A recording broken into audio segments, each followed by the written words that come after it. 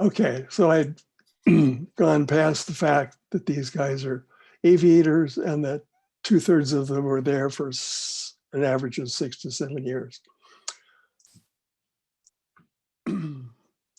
So, can people see the entire? Yes. Okay. Yes. All right. The Korean War ended in 1953, ushering in 10 years of peace. Marriages in place prior to 1953 had already essentially been tested by separation and risk of death. For couples who wed after 1953, it was a relaxed setting militarily, and the concept of you might be dead was sort of a remote concept. And didn't seem urgent to do anything about that to prepare for the possibility of death. The other thing about the officer's wife at the time is there was a book. Every service had their own. And it gave detailed instructions on how to be an officer's wife. And it described the military lifestyle with do's and don'ts. But I'd like to read from the 1960 version of what the officer's wife was told. I'm quoting the book. "You will probably never have as much money as you would like to have to meet your needs, real or imagined, but you will have as much as all of your friends have. And I don't know what use you would have for any more. You will never have a comfortable and attractive home in any particular locality for more than 2 years at a time, but you will feel at home wherever your husband's orders may happen to carry you, because you will have Navy friends no matter where you go. Only rarely will you have a place to live that would be considered desirable in the more settled civilian life. But after you spend a cruise or two alone, you will find that you can thoroughly enjoy almost any sort of living accommodation that has a husband in it. No matter how dreadful your living accommodations, it is amazing how much a husband can add to the decorative scheme." That's a hard sell for becoming an officer's wife. And then a few other things. Of all the things the Navy looks upon with nausea, lack of sufficient clothing in public or a public display of affection is the most nauseous. There will be insulting remarks made to or about you while shopping off or on station in shorts and a halter. And nothing looks more dreadful than hanging onto your husband's hand while walking down the street. And the book goes on like in that vein. So wives at the time, that was sort of a climate of what was expected of the wife. As we get further into this talk, I'm going to remind people that this wonderful new book, League of Wives by Heath Hardage Lee, and Reese Witherspoon has purchased the movie rights to this. It's such a good read. I'm relying heavily on the narrative that Lee was able to develop by talking with these women. So the wives at the time were more socially conservative than their non-military peers. They were really slow to pick up on women's liberation. They accepted the role that of fitting into their husband's career. One of the wives' books actually made the kind of scary statement to the wife that family discord can cause fatal accident, possibly more so than combat. So keep a lid on it, lady, was the risk. And then the bottom, the wives felt that at the time they had been raised to be second-class citizens. Leading up to the shooting war, President Kennedy became president in 1961, and he basically had a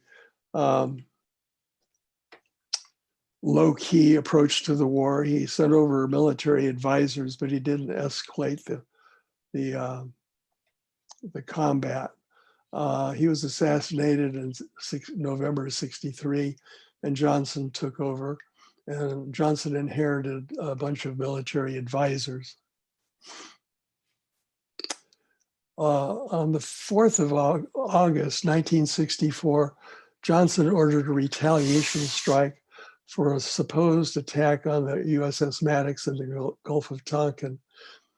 James Bond Stockdale, whose flying call sign was 007, James Bond, he was flying overhead at the time of the alleged torpedo attack and witnessed no such attack. And throughout his captivity, he was fearful that he'd be tortured into divulging that the Gulf of Tonkin attack was bogus as far as he was concerned, unwarranted. But that initiated the shooting war and the attacks over North Vietnam, and we got our first POW shot down on the 5th of August. I had already mentioned that the wives' experiences were quite varied and hard to generalize, but I tend to generalize anyway.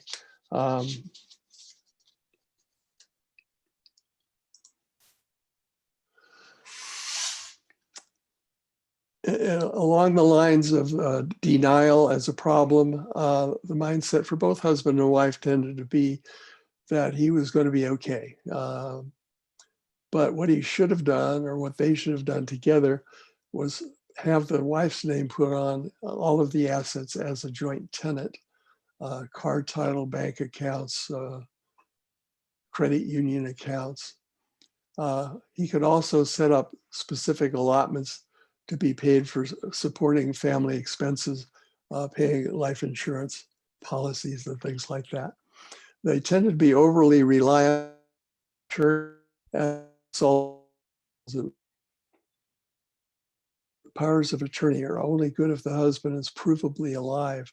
So a wife in MIA status did not have such proof. So frequently the power of attorney was not honored. Notification of loss. What happens when the husband's plane is downed? The casualty officer in Southeast Asia, that's SEA, rapidly classifies the type of loss, either killed in action, missing in action, or POW. It was extremely uncommon to have knowledge that the person was already a POW shortly after shoot down. So it was either killed or missing. In order to be classified as killed in action, the military policy was you had to have a body or remains in order to be positive that the person had been killed. That was rarely possible under the circumstances of Vietnam. So almost inevitably, the classification of a person was he was missing in action. The casualty affairs officer rapidly notified the home squadron, and the home squadron rapidly notified the wife. The reason for the rapidity is if the squadron officer didn't get the word back, somebody else would have, his wingman, as soon as he got back to the aircraft carrier, would have called his wife and said, our friend Joe got shot down. And the word would spread rapidly through the home squadron. So the casualty affairs notification had to be very prompt to avoid being beaten by the network. This business at the bottom, the advice at the time was that the wife was strongly advised not to tell anybody about the husband's status. And the rationale at the time during the Johnson era was that the Vietnamese did not want any adverse publicity. And if there's a ruckus made about POWs or the condition of the POWs, what the Vietnamese would do is simply kill them all and deny they had them. So the wife was advised on pain of causing her husband death or damage, you must not talk to anybody about the fact that he's been shot down. That put a huge stress on the wife, as you might imagine. They were not supposed to use their friends and relatives as support systems and just keep quiet about it. So what then? The wife went through what the wives described as the typical Kubler-Ross grief cycle of denial, stunned, denial, and then bargaining, hyper vigilant to see if you could find out something about the circumstances that would lead you to think that there's some hope. And then depression. The depression would usually last 1 to 3 years. But then once the wife had been notified of the loss, there were a couple of things that might happen.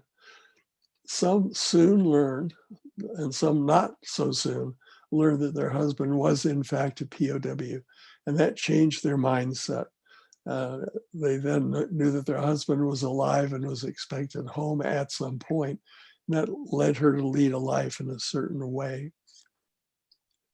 Others learned quite the opposite. The wingman for her husband, when he came back from duty, would seek her out and say, you know, Susie, I hate to tell you this, but I was right next to him when his airplane got hit by a missile. It exploded in midair. There was no ejection. There was no parachute, and it crashed in a fireball in the sea. And there's no way in hell your husband is alive. Well, this group, and it was a reasonably large group of wives, had no particular reason to maintain hope, though some of them did. But that also meant that their husband was still classified as alive. And if they needed to move on or wanted to move on in their life, that created a barrier to doing what they wanted to do, because technically they're still married as far as the military was concerned. And then there was a third group that were given some objective basis for hope that their husband might be alive. For example, a photograph like the one on the left here was taken showing the man alive on the ground, and the presumption would be that he would be ending up in the prison system. This particular photograph was shown to MIA wives, and 24 of them said, "That's my husband." So 24 women felt that they had a photograph of their husband being alive on the ground. This fellow here is obviously alive. It's a North Vietnamese photograph. So at least that one woman could recognize her husband and say, my husband is a POW and he's going to go home. But he never did come home. The North Vietnamese denied they ever had him, despite this photograph. Here again, there's a wide spectrum of what expectation the wives might have had based on what information they were able to glean. Some wives, particularly those who were in marriages they consider unsatisfying or too brief to count, if you want to look at it that way. One woman, at least one, married her husband as he was en route to Vietnam, so they had almost no length of marriage. But they're still married and they're still in the MIA status, and their husband's still classified as being alive.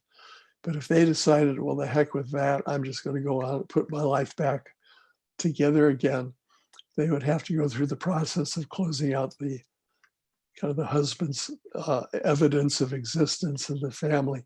If there were children, if she's moving his clothes from the closet to the attic or boxing his belongings up and putting him in the garage, the kids might reasonably ask, is daddy dead? Why are you doing that? As far as her marital status was concerned, at least Several of them went to Mexico and got a Mexican divorce, which is recognized in many states. Others just decided to ignore the fact that they were on paper listed as married, and then went on living their life anyway. If they got into dating, they frequently ended up in conflict with the man's parents, who would perceive her as cheating on their son, who they still very much wanted to be considered alive until proven otherwise. This schism between the MI wife and the parents was reasonably common because they had differing values. The parents had no incentive to have their son declared dead, feeling that that would close out the option that the military would keep looking for him as alive but missing POW. The wives, on the other hand, couldn't get on with their life until he was declared dead. Some wives tried to seek a declaration of death from the states, but most states require 7 years absence before they'll declare somebody presumed dead based on absence.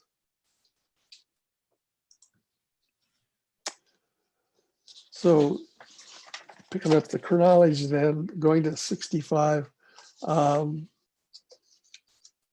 Johnson, LBJ, escalated bombing in the north, and his advisor about Vietnam was Robert Strange McNamara. His middle name was Strange. He was a efficiency expert, whiz kid who'd been in charge of Ford Motor Company, much admired by Kennedy, who hired him. And he stayed on until 1969 under Johnson. But he exerted a lot of control over what the military targets could be and what bombing routes they could take. And the aviators flying those routes considered the target as far as concerned.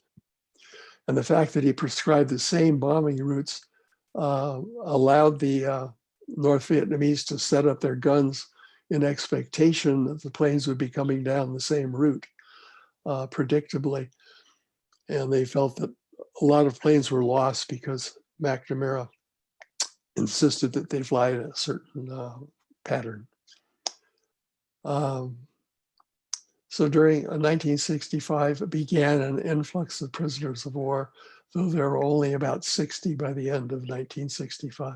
A lot of them names, which are familiar to me, but maybe not so much to you. Eddie Alvarez, Jeremiah Denton went on to be a congressman. James Stockdale, very prominent politically, actually in 1979, I believe he ran as vice president with Perraults, Robbie Reisner, and others too.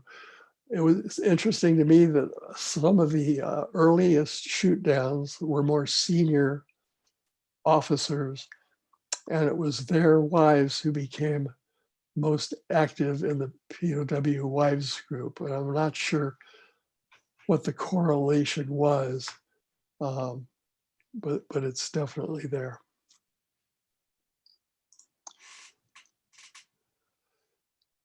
The other interesting thing to me is that the POW wives were sort of an unfamiliar phenomenon. The Korean War didn't have percentage-wise as many officers, and therefore did not generate as many POW wives, so that there was not an awareness bureaucratically or legally to take into account the status of these wives. So they were immediately confronted with laws and bureaucracies that were not supportive of what they needed to do to take care of themselves. The wives were not allowed access to the husband's pay records, for example. They couldn't just go to the finance department and say, I need to get $1,000 out because the kid, I've got a child who has medical or dental expenses. she had no such right of access. And frequently, that would also be true with the bank accounts. So the wives had to go to court and establish legal right to have access to some of his assets to take care of the family. In late 1966, Sybil Stockdale was very frustrated with trying to get information from Department of the Navy, from the DOD, from the State Department about the circumstances of the POWs. And that was a problem for all of the wives. Each of those agencies would insist that the men were being well cared for by Vietnamese standards, and B, don't let it bother your pretty little head. The men are taking care of it. All the statesmen are on top of it. You don't need to worry. But there was one fellow from the Navy Intelligence Department, Bob Burrows, who plays kind of a central role in advising the wives, Sybil in particular, but several others, about the politics of what is needed to get things done in Washington. But one of the things that was important was to establish a covert communication process between Sybil and her husband. And the CIA, working with the Navy intelligence, had ways of embedding covert messages into letters that Sybil would write. She was terrified of the possibility that this would be discovered and that Jim would be tortured or killed for communicating. But she eventually agreed to collaborate with them and started sending covert communication materials to Jim in prison. And I mentioned last time that one such thing was a transfer paper that if you wrote through it onto the blank margins of letters that you sent out, it would put an invisible message there, which could be illuminated by somebody at the other end who was looking for it to happen. But there were several other communication techniques. The net result was Sybil was able to find out in fairly short order that Jim was being tortured, as he put it, 16 hours a day. So Sybil and other wives had direct knowledge that the POWs were being very badly treated, even though the government was insisting they were doing fine. Thank you very much. In December 66, the North Vietnamese thought it would be a propaganda coup to march a group of POWs through the streets of Hanoi and let the Vietnamese citizens kick and stomp and throw rocks and abuse them. That went very badly from a public relations point of view, and international reaction to them doing that was quite embarrassing. But it also stimulated some awareness on the public in general that the POWs were there and that they had problems. One of the other phenomena at this particular time was the formation of several anti-war groups, kind of communist-leaning war groups, anti-war groups. The wives did not respect them particularly. But these peace activists were welcome in Hanoi and were groomed by Hanoi and feted so that they would take the message back to the American public that the POWs were well cared for and that the war was a bad and unwarranted thing. The problem for the wives groups were that these groups, as onerous as they were to the wives groups, they were willing to carry mail to Hanoi and bring mail back from Hanoi, which is something that the State Department couldn't even accomplish, and the Red Cross was not able to work with them. So they continued to be a very mixed blessing as far as the wives groups were concerned, but they did allow for communication that otherwise would not have happened. Bottom line was the women had no particular use for the Johnson administration. Averell Harriman was his spokesman, and he was very condescending to the women, but they felt that they were not being heard and the POWs were not being paid attention to. So they were quite unhappy with Johnson.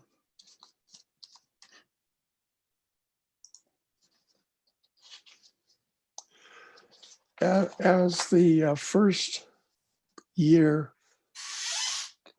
after notification passed for the wife,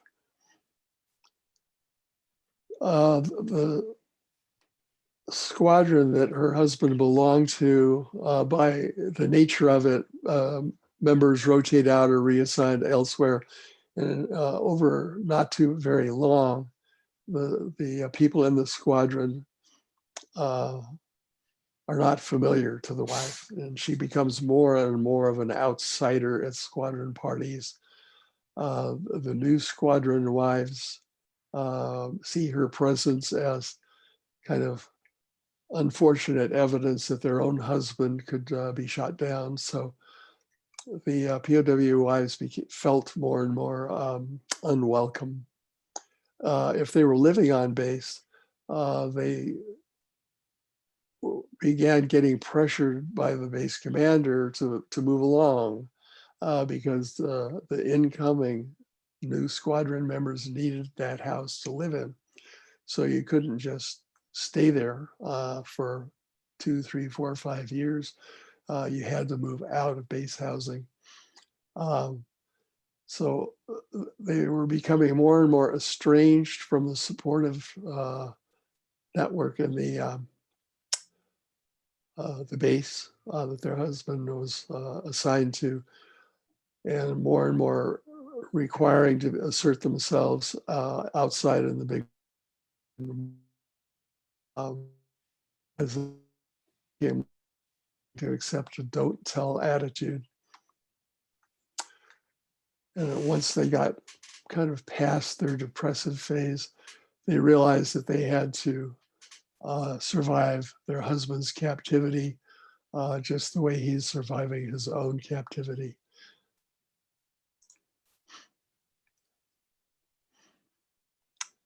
I've already mentioned that. So we're up to kind of mid-1967. Up to now, the wives were gathering in 2s and 3s because they'd been told not to do that, even that. And there was a Virginia Beach Navy wives group on the East Coast, and there was a San Diego Navy wives group on the West Coast.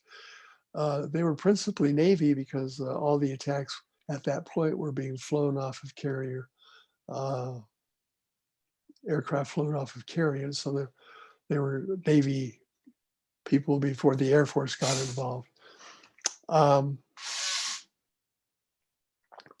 But these groups didn't know each other and were not organized. There was an Air Force group up around Colorado Springs, but the Air Force didn't have kind of concentrated areas of wives and military members the way the Navy had to have, because they had to be close to a port.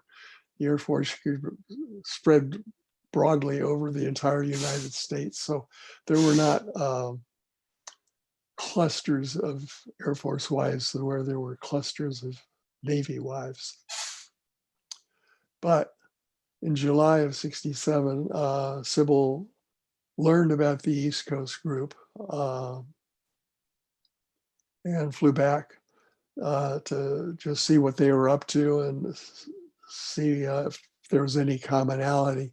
There were some very strongly differences of opinions and personalities, and the chemistry wasn't exactly very good at the time.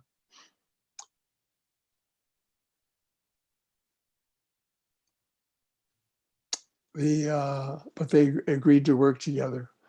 The East Coast wives were told by Averil Harriman that the men were being held in private homes in Hanoi and that they were teaching English to the hosts. Sounds kind of bed and breakfasty. And this was being told to wives who knew quite opposite, that they were being brutally tortured. So it really sat crosswise with them. Plus, they weren't able to say anything about it because they were told they couldn't. Burroughs advised Sybil that she needed to form an organization if she wanted to have the clout needed that could not be ignored by the State Department. In August, Jack Anderson, a prominent columnist, went public with the fact that the POWs were being abused and that LBJ was ignoring them. And then culturally, where I go? Culturally, things were getting more relaxed. Not necessarily for the women, but in society, particularly on the coast. There was a relaxing attitude about attire and drugs and sex. The younger POWs' wives were a little more accepting of that. The older wives, definitely not so much. Throwing in cultural context every now and then, like this one at the bottom, pantsuits for women were introduced in 1967.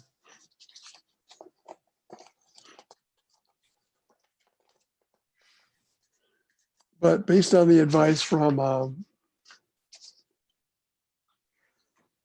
Bob Burroughs, Sybil did form the National League of Wives. And she had previously asked the State Department for a visit for an update and gotten nothing. After she formed the National League of Wives, she sent a second request asking for the very same thing and got the State Department briefing immediately.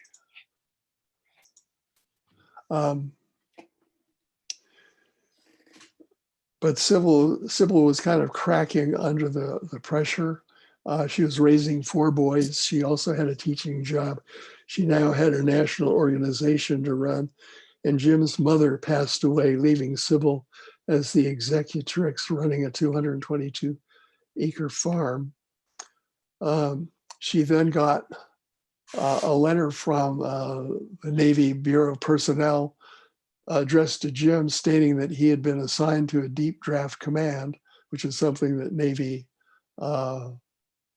officers aspire to, but that his orders giving him this deep draft command were soon to reach him, which obviously demonstrated to Sybil that the Navy right hand didn't know what the Navy left hand was doing, and that POWs were not a priority.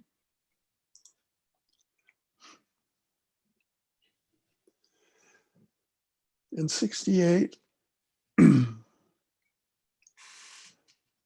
there was, you may recall, what was known as the Tet Offensive, and the North Vietnamese military combined with insurgents from the south in a very bloody attack on many villages and towns that shocked the American military and very much stimulated a desire politically to get out of Vietnam as a quagmire that we shouldn't be involved in. This business about Eartha Kitt is just sort of an interesting side thing, which I'll tell you about because it's interesting. Lady Bird Johnson convened a small, private, intimate group of women who are interested in juvenile delinquency in the streets of America. And the topic for a lunch, which was held in the upstairs private residential dining room, in the White House was on the topic of what to do about juvenile delinquency in the streets of America. Eartha Kitt was at the time a highly successful entertainer, already a star in her own right. And she thought the whole thing, and she was anti-war, but she was also involved in juvenile delinquency issue. And she got the invitation, and she thought it was probably just a photo op for the president and Lady Bird, and she ignored it, declined to go. Well, Lady Bird's social secretary called her up and implored her to come. So she relented and went. They picked her up with a limousine and driven to the airport, and put up in a hotel and a limousine to the event. And it was pretty much as Eartha had feared. It was fluff, and people were chattering about Lady Bird's beautification project, and oh my goodness, wasn't it nice to be in the upstairs dining hall? And the talk was very much not involved with the topic of the day, and Eartha just got more and more annoyed. So when it came her time to talk, she lambasted the LBJ administration. She said the reason young boys are out doing what they're doing in the street is they've got nothing ahead of them except being sent to Vietnam and being shot at and maimed, and no wonder things like that are happening. LBJ walked in at the time to say hi to the women, and she gave him the same thing and said, "What are you going to do about the fact that these boys are behaving the way they're behaving because of the war that you're conducting?" And he said, "Well, that's why you ladies are here to talk about it," and turned around and left. Lady Bird made some kind of closing statement that we should be able to talk about these things without unpleasantness. And when Eartha Kitt left, there was not a limousine to take her back to her hotel. And within a week, all of her bookings had filled. She was able from that day forward in the United States to book new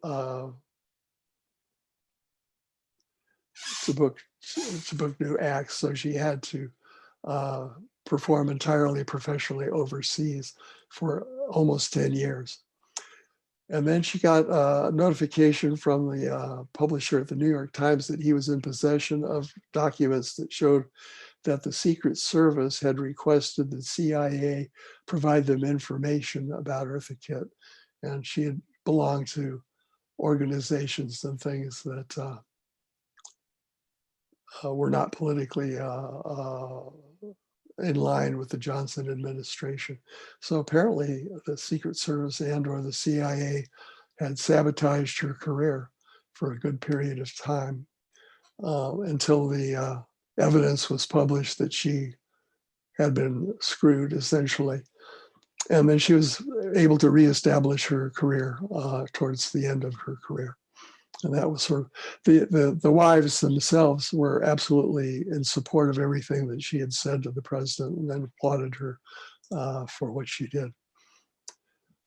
In February of '68, Walter Cronkite went himself to Vietnam as a reporter and came back and established what was new at the time, which was personal reportage, opinionated reporting. And he came back and stated that in his opinion, the war was unwinnable and would end in a stalemate. LBJ's reaction to that is, if I've lost Cronkite, I've lost Middle America.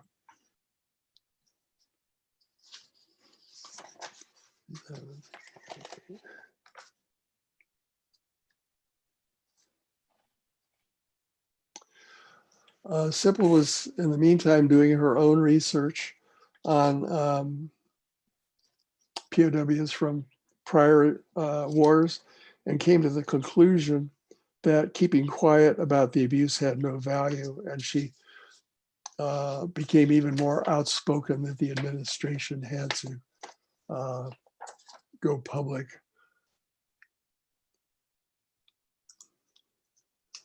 In May 1968, Paris peace talks began, and you can see that it was quite a laborious affair there. And they spent a lot of time talking about the shape of the table and who's going to sit where. And the Vietnamese tactic throughout was to just draw it out and give the appearance that they were close to making a decision, and then find reasons for not arriving at a decision. Kissinger was our lead investigator, negotiator, and did a pretty good job against insurmountable odds at the time.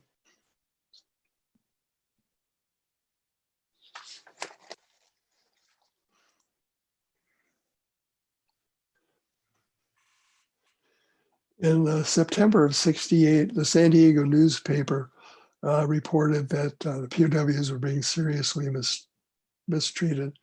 And Sybil decided to use that as an opportunity to go public herself, despite LBDA policy to the contrary.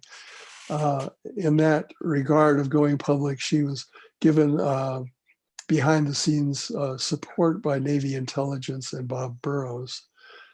So later in October, the San Diego Union published an interview and stated that the only thing Hanoi values is world opinion. That was a huge relief to the wives, who were now able to talk openly about their husband's plight.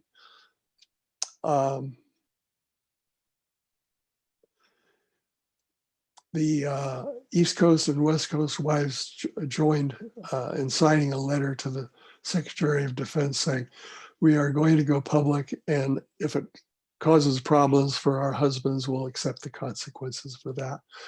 And the administration realized that they'd lost control of that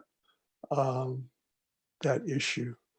In November of that year, LBJ declared a bombing halt that I mentioned earlier. It was sort of a pre-election bombing halt, and there were no new prisoners of war for the next 4 years. 1969, Nixon was elected. As it turned out, from the POW Wives' point of view, he was an asset.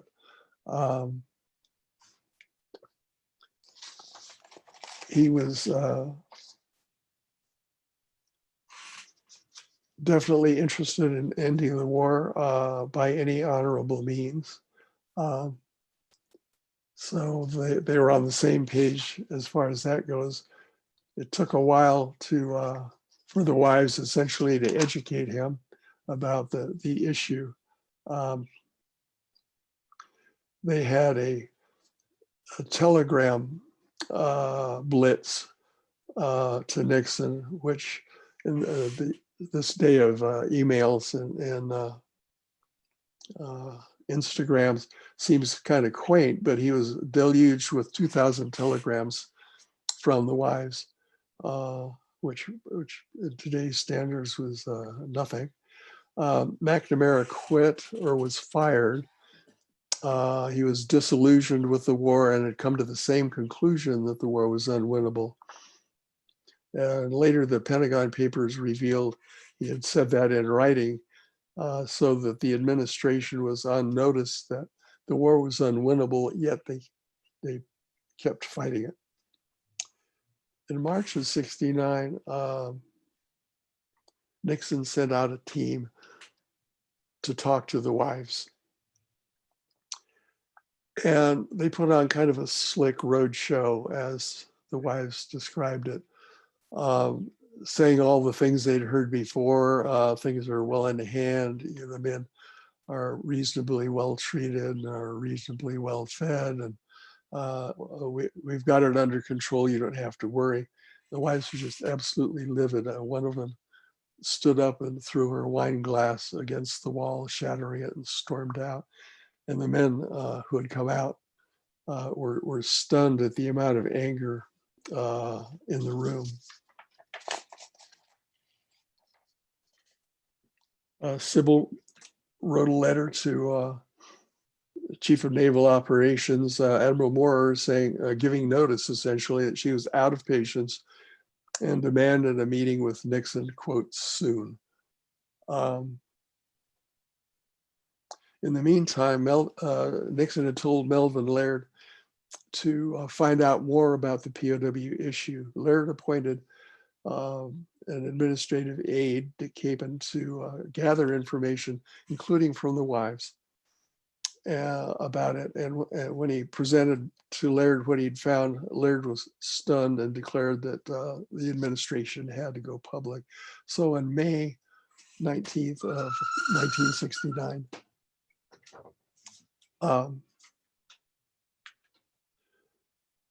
Laird had a very dramatic press conference in which he detailed with photographs the amount of mistreatment the POWs had, and that the administration policy was now to be publicly strongly against the POW treatment, and insist that they be accorded the Geneva Convention protections. At this point, should we take a short break? Sure, that will be fine. Yeah. Okay.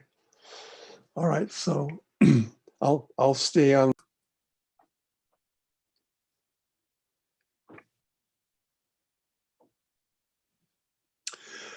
Well, in late 1969, Sybil expanded the wives group to a national scale and incorporated in DC, and all of a sudden began getting interviewed by Look magazine, Life magazine, Reader's Digest, Good Housekeeping, things that would not, just simply had not been possible when they were just a little local organization. So they were dramatically pleased with the amount of spreading of the word. And I don't think I've said it directly, but from the outset, the National League of Families and Sybil's group had considered themselves to be advocates for their husbands' humane treatment and release, but they were non-partisan and staunchly not aligned with any political group and staunchly not political. They were advocacy as humanitarian message that they were carrying. And they wanted the North Vietnamese to know that they were not anybody's political activists.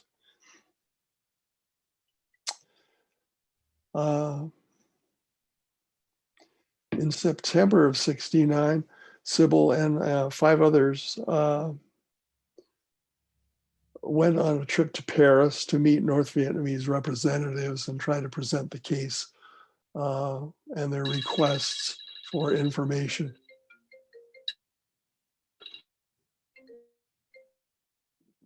Should we be on another slide? Yeah, that was mine. They wanted to present personally to the Vietnamese representatives their requests for humane treatment and release. They basically got a 2.5-hour propaganda fest and no offer for help, but they got quite a bit of good press internationally, and the North Vietnamese were portrayed as heartless and cruel. In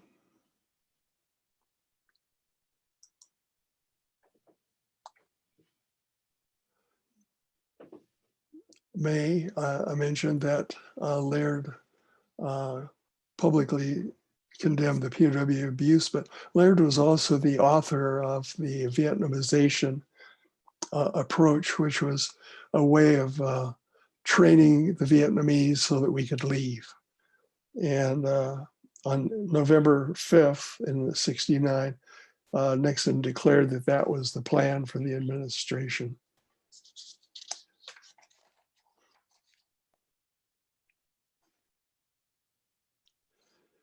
In December of '69, the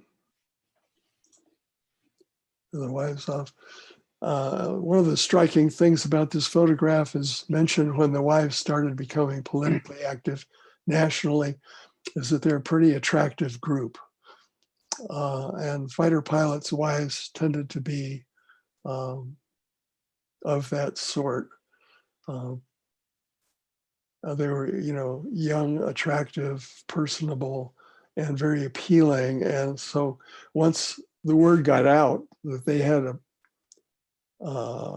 agenda, a POW agenda, they seemed to represent a really nice segment of the American ideal female, and their articles were easy to come by once they went public.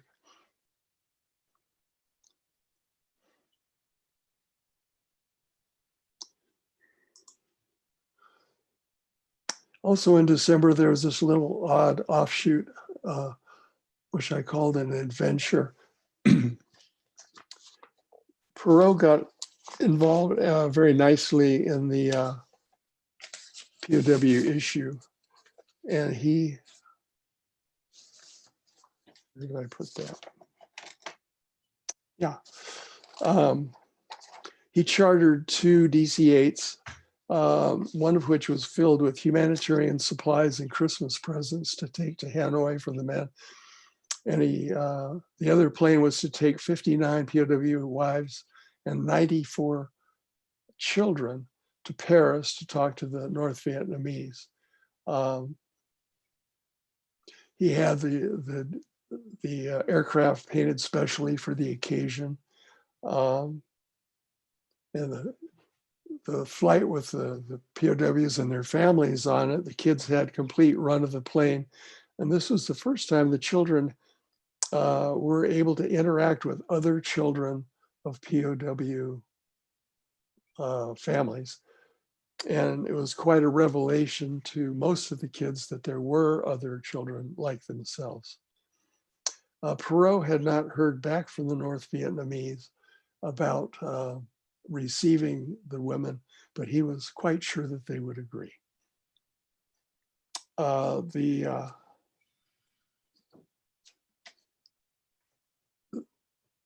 supply plane, on the other hand, Hanoi said that they would accept cargo only through established protocols going through Moscow, and that no planes could go directly to Hanoi.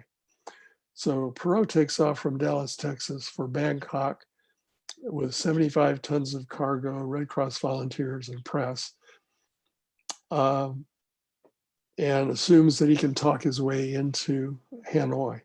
The North Vietnamese representatives in Bangkok were unmoved, so that didn't work. The plane with the people in it landed in Paris, but the Vietnamese refused to see them. A few of the wives went to Notre Dame Cathedral to pray with the press in tow. And gendarmes came up while they were there and told them that the Vietnamese had changed their minds. So they went rapidly off to the embassy, but only 3 were allowed to speak. And the North Vietnamese were unhelpful, and the top representative refused to see them. And after 6 hours on the ground in Paris, the whole kit and caboodle flew back to the United States, but they had good press coverage. As far as the supplies went, Perrault announced he would fly the supplies to Moscow for delivery, but the Soviets blocked the routes west by asking Burma and India to not grant him permission to overfly their country. So he flew to Anchorage, and for 12 hours had volunteers repackage everything on the airplane to conform with Soviet postal rules. And then he flew to Copenhagen to await Soviet approval to take it to Moscow. The Soviets did not approve that, so he flew home. The whole venture cost him $1.5 million, but it got a lot of international press about the POW issue.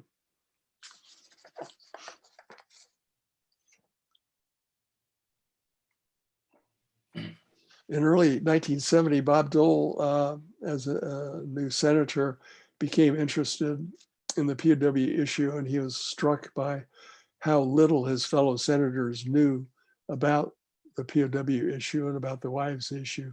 So he became a strong advocate. He hosted a 2-day event in DC and had 700 wives and family flown to DC on a National Guard aircraft. The National League of Family group held its first meeting in DC, and the publicity was widely viewed as quite excellent for the POW issue. In May of that year, the POW bracelet was launched. The project was launched by 2 college students who came up with the idea. The bracelets cost 30 cents to make. One of the POW wives bought all the materials for the first batch, and they sold them for about $3. 5 million were ultimately sold and worn by celebrities and people all around the world. That little bracelet funded a lot of the POW's wives' publicity activities, bumper stickers and posters and things like that. The newly incorporated National League set up offices in Washington, DC, and Nixon actually provided a direct line into the direct phone line into the White House.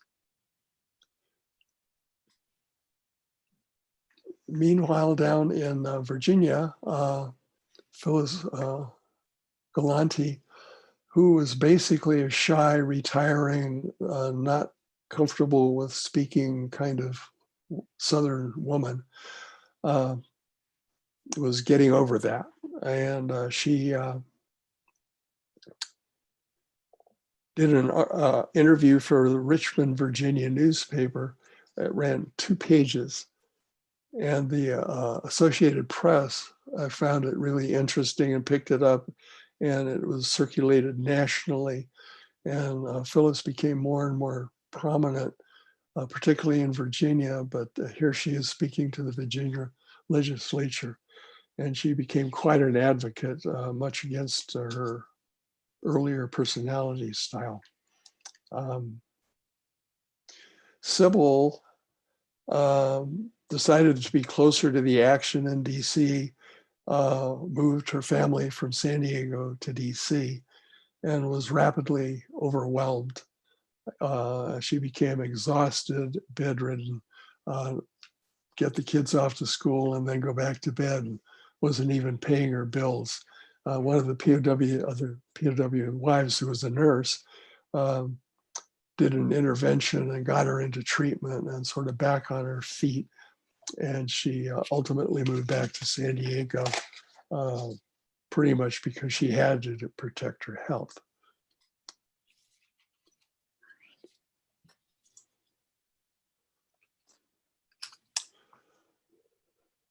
In January, the same newspaper organized a letter writing campaign, and they got, you know, a letter take.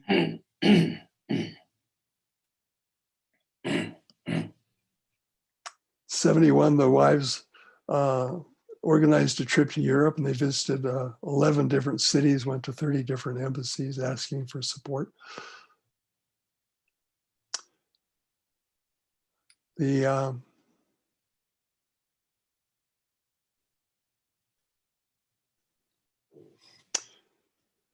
Nixon was now definitely involved and engaged with the POW Wives group at their November election meeting, November meeting of the board of the National League of Families. Nixon attended their formal party and was very much participant in their activities. The POW Wives group was starting to fracture because of lack of progress on the war. And a subgroup of about 450 families split away from the parent group because they wanted to become politically active. Valerie Kushner, whose husband was an Army physician, was the leader of this splinter group, and she was definitely politically active. She campaigned for McGovern and gave his nominating speech. So they became a politically active side group. The POW flag was designed and approved. And in May, the group got the meeting they'd been looking for with Nixon and with Kissinger. And from that point forward, they were more actively involved with the president, but mostly they had regular meetings with Kissinger. In October of '72, he declared peace was at hand, which wasn't true. It just seemed that way. And the Vietnamese backed up again and messed things up. Late in '72, in order to put pressure on the North Vietnamese, Nixon blockaded the Haiphong Harbor, which the wives were very pleased with.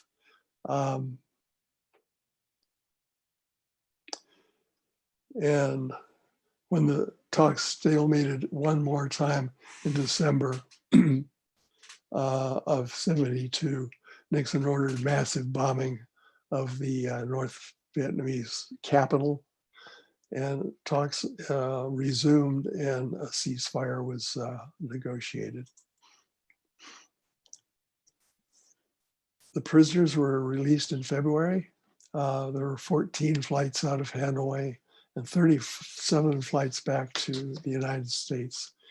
Of the men returned, DUD was expecting 100 more than they got. In May, after the return, the biggest party ever held in the White House was organized by Nixon to celebrate the return of the POWs. Huge tents were set out on the lawn, and it was a formal affair, and just about every celebrity that you can imagine, Bob Hope and Sammy Davis and all the rest of them, were there as entertainers. It was quite an event. As it turns out, several factors in terms of looking at the wives and their experiences tended to lead toward a more successful repatriation with their husband. The length and perceived quality of the marriage prior to his shoot down, the longer it was and the better the quality, the better the chances it survived. How bad her experience was while he was gone played a role, whether she had strong religious beliefs about remaining married, and the degree to which her expectations about how her own life evolved. And wives who originally, well, when they married their husband, had no problem with the military lifestyle and moving every 2 years and not having the kind of house you wanted. During the time he was away, her view of the world easily could have changed to wanting some of those things that were not important before.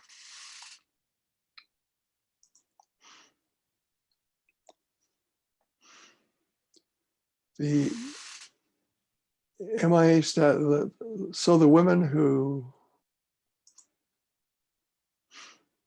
were waiting for their husband, if they were MIA with no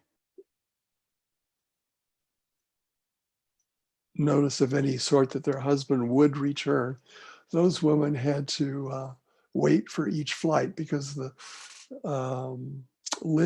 entire list of POWs coming back during homecoming was not published. It was on a flight by flight basis out of Hanoi. So the MIA wives had to wait and look at the list that came out for the day of release in Hanoi. And if their husband's name wasn't on it, then they had to shift their hope to the next flight.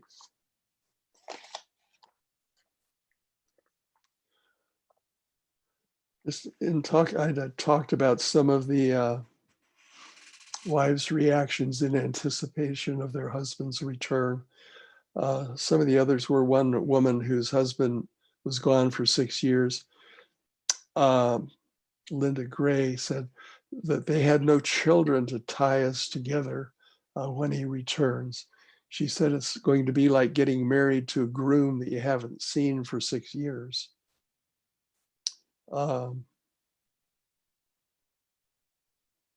Louise Mulligan, her husband was gone for 7 years, Navy. She had 6 sons and stated her husband was a hero to all of them. She says raising 6 boys alone through their teens should be against the law. And she said the relationship between the father, returning father, and the sons is going to be between them and a psychiatrist.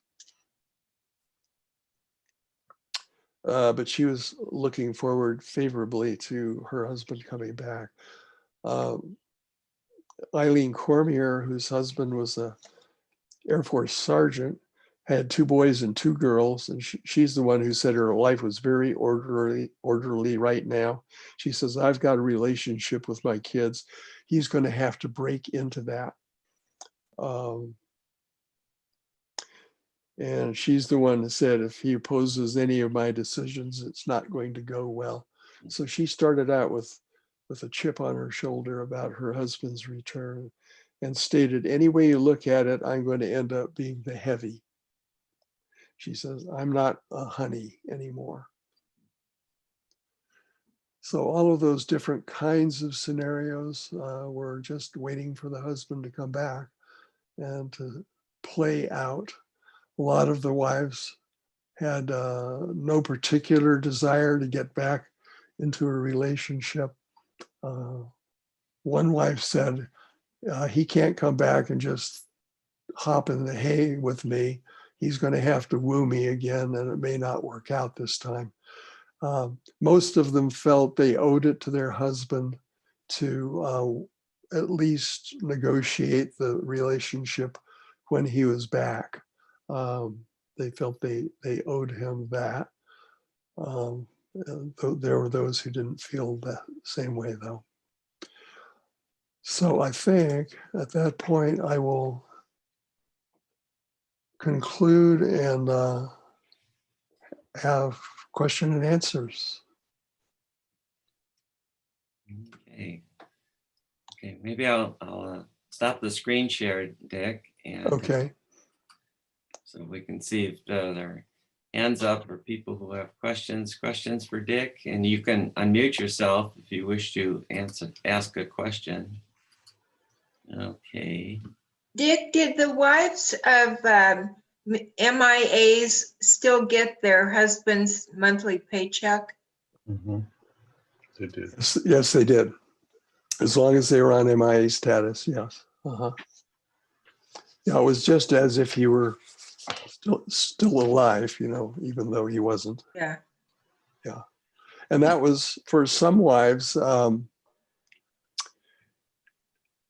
was a disincentive after he didn't come back. If they didn't have something else going on in their life for benefit that was coming in.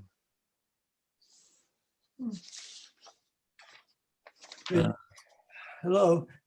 Yeah.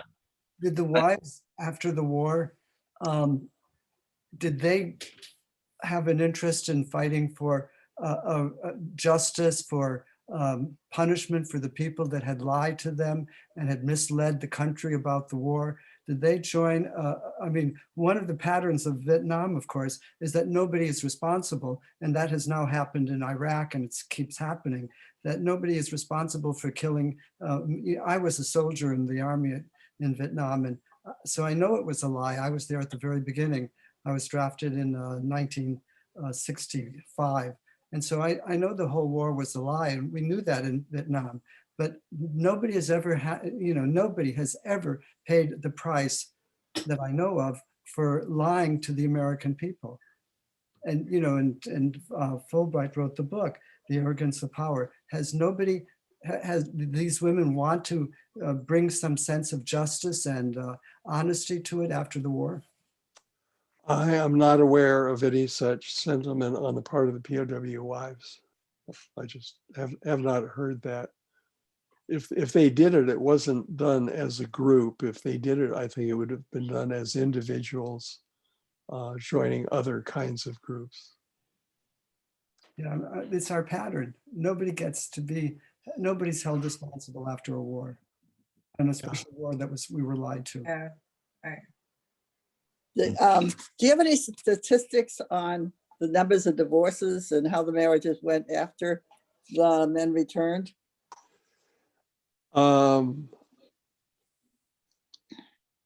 It's spotty because the follow-up was voluntary. So we've got statistical bias.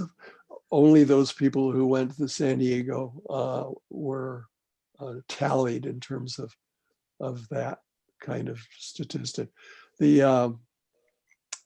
I think the rate was something like 30%, which was more than you would expect from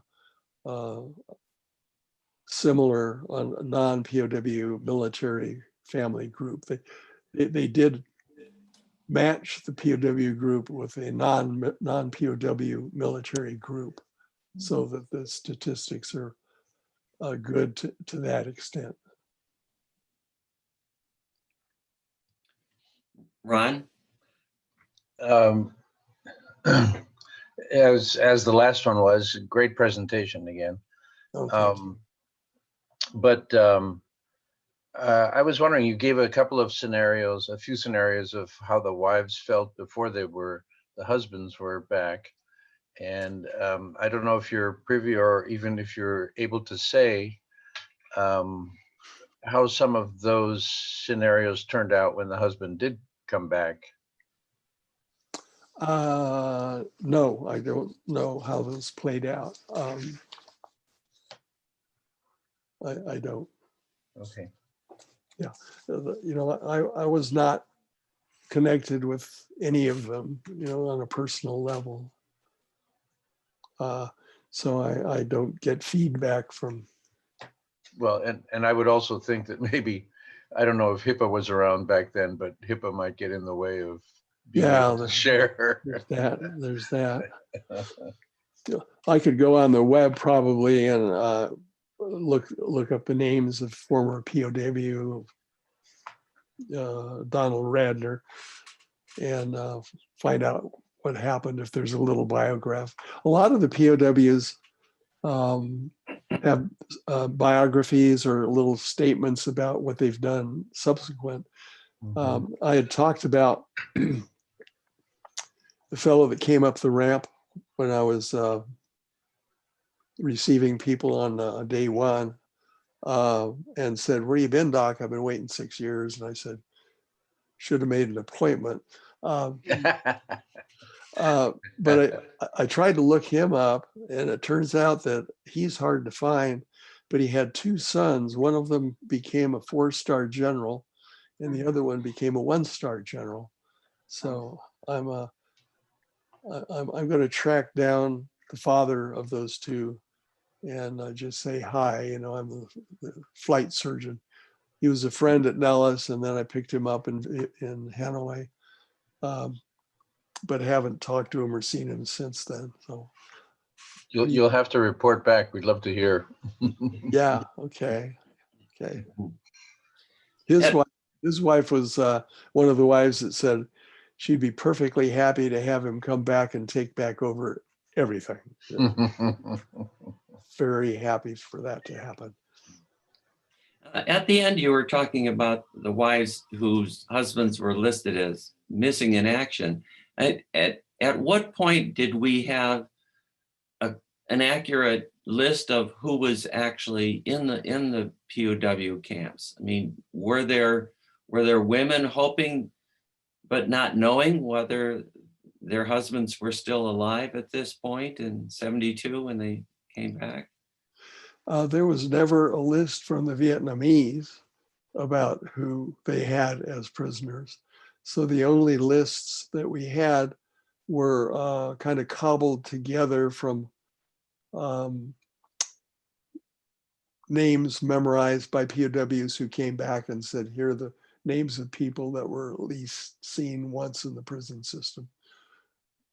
So that was the only source of DOD list.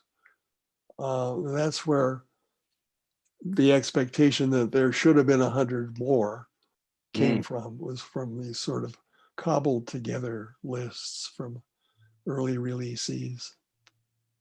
Has that discrepancy ever been resolved?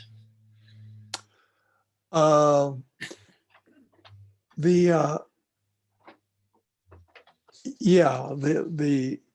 list of MIAs that was residual after all the POWs came back was extensively researched.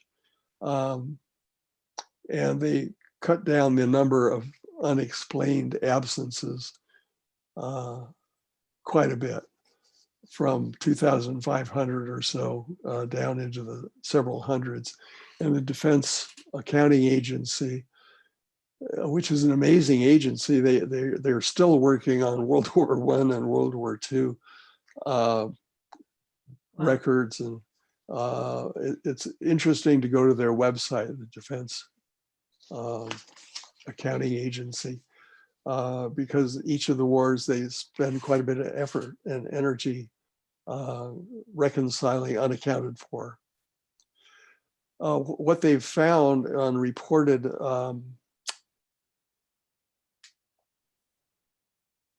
instances of Americans seen alive, there's a whole category of people who reported, well, I saw somebody like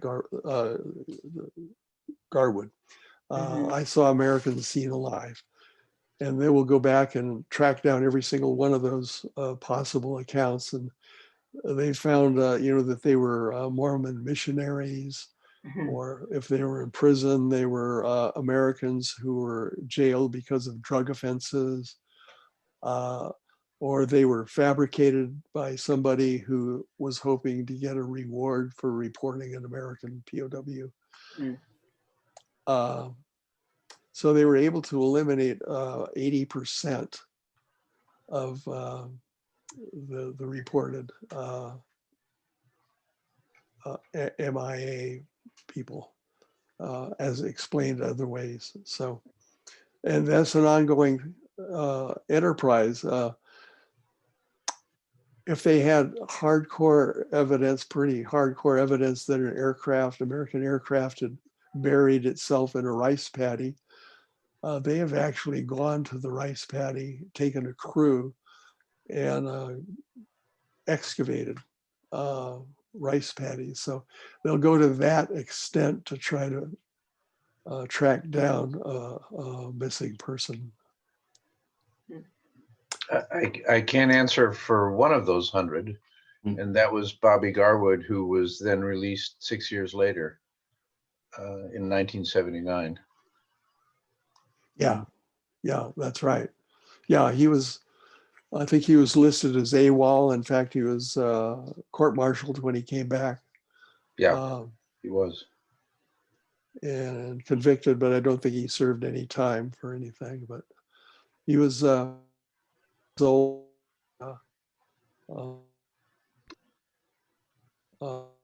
Ability, and the whole question was he doing it voluntarily? Did he stay away voluntarily, or was he being imprisoned? Yeah, it's a long story as far as Garwood is concerned, but that's 1 out of 2,500. Wow. Okay, any other questions for Dick? Dick, you might mention our experience of going back to the Hanoi Hilton and the 2 stories that were. Oh yeah, Susan and I went on a vacation to Vietnam. Her son lives and works in Saigon. Is fluent in Vietnamese. So we visited him, and then I absolutely had to go to Hanoi and in the Hanoi Hilton, which is been turned into a museum. And we had a wonderful English-speaking guide who is an employee of the Communist Party, you know, the North Vietnamese. And so she was showing me around the Hanoi Hilton, and there were photographs on the wall. And she was saying, well, here's the Christmas dinner they had, here's McCain getting treatment, and on and on. And so when she was through, I said, would you like to hear what the POWs said about these things that are pictured here? And she said, sure. And I thought, oh boy, you know, we're not going to get out of this country alive, maybe. And she was taking notes. So I said, you know, this photograph that shows them with a Christmas meal, they were brought in, it was a photo op, the pictures were taken and they were taken away. And this treatment here was kind of bogus, and on and on. I went around item by item and told her the POW side of things, and she's furiously scribbling notes. So we went from there, and we went on a nice tour boat on Ha Long Bay and came home.